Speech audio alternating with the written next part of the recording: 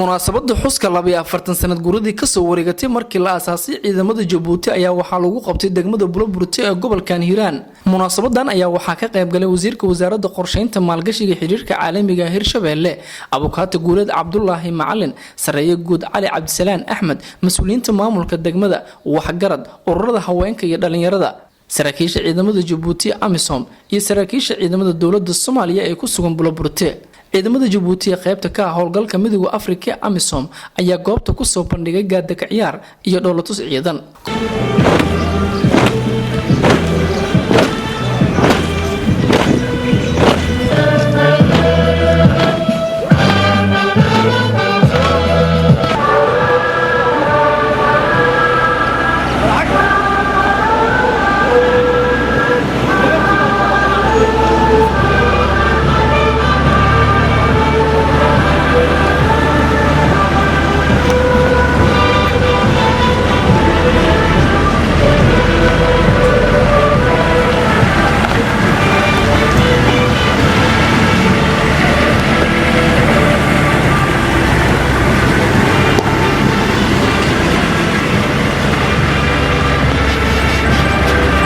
Colonel Mohamed Ali Hamoud ayaa khudbad la xiriirtay taariikhda ciidamada halkaasi ka jeediyay. Ordre du jour du CMGA à l'occasion du 42e anniversaire de la création de l'armée djiboutienne.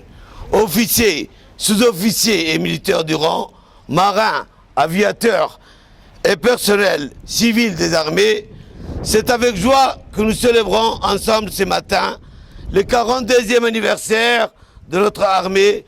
Chose qui rêvait pour nous une sensation particulière. Je voudrais vous adresser à cette occasion mes vœux de santé, de bonheur, de paix et de succès à vous et à vos familles respectives et en même temps vous remercier pour votre détermination à donner le meilleur de vous-même dans les missions qui vous sont confiées. En ce fête de Eid al-Fitri, nous prions le Tout-Puissant d'accepter notre jeûne et nos bons actes. Puisse Dieu préserver notre cher pays et faire régner la paix et la stabilité qui vous sont confiés. gudoomiyaha degmada Buloburti Cabdicaziz Cabdullaahi Cabdi Duurow, duqa degmada Maxamed Fido Cawaale Gorgorshe iyo duqii hore ee degmada Maxamed Axmed Jurray ayaa hambalyo u diray ciidamada Jabuuti. haddii aysan dhicin inaan loo kulmanin Jabuuti maanta ma dhacdeen in loo soo kulmado. taas markuu ay cadeynaysaa haddaanan la dhisin ma dhacdeen in loo soo kulmado.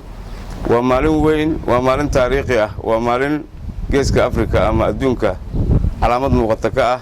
aad iyo aad baan u hambaleynaynaa oo ugu faraxsanahay guulaha ay gaareen. maanta waa 6 Juun, waa maalintii la aasaasay ciidamada Jamhuuriyadda Jabuuti. waa maalin weyn, waxaan u dirayaa hambalyo madaxweynaha Jamhuuriyadda Jabuuti Mudane Ismaaciil Cumar Geelle, wasiirka gaashaandhigga, shacabka reer Jabuuti oo dhan dhammaantood ku saabsan maalintii la aasaasay ciidanka xoogga dalka Jamhuuriyadda Jabuuti.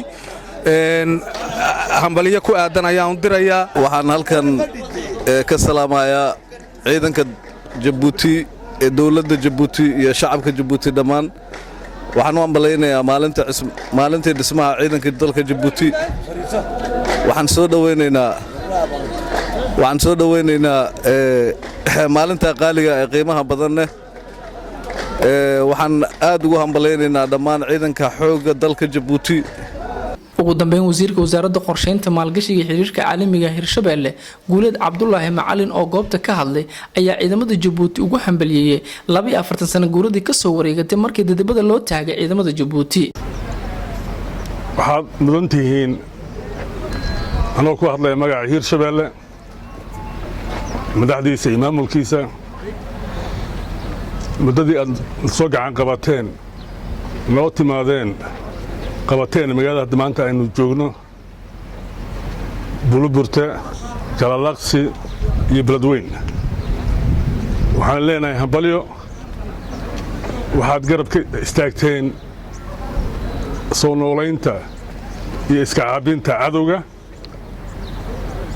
waxaad noogu timaadeen dhul fog si aad u taagtaan una midaysaan cudadda Soomaaliyeed gaar ahaan maamulka Hiirshabeelle. ciidamada Jabuuti ee qaybta ka AMISOM ayaa waxa ay ka howlgalaan degmooyin iyo deegaano ka tirsan gobolkan Hiiraan. Cabdisalaan Maxamed Ibrahim, Cabdisalaan Habbi, Somali News Bulletin.